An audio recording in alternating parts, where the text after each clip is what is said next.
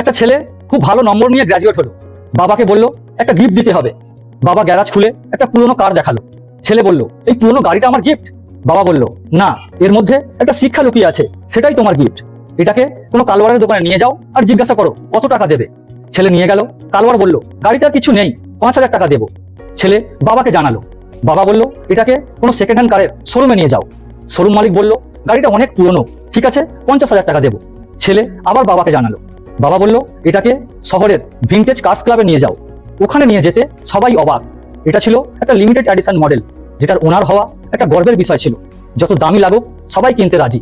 বাবা বলল, এখন তুমি গ্র্যাজুয়েট হয়েছো, তোমাকে এটাই শেখাতে চাই যে তোমার ভ্যালু নির্ভর করে তুমি কাদের সঙ্গে আছো, কাদের সংস্পর্শে আছো। মূল্যবান জিনিসের কদর তারাই করতে পারবে যারা মূল্যবান জিনিস দেখেছে। তাই কেউ যদি তোমাকে ডিভ্যালু করার চেষ্টা করে তাহলে হতাশ হয়ে যেও না। মনে রাখবে, যারা কখনো মূল্যবান জিনিস দেখেইনি তারা তোমার ভ্যালু করবে।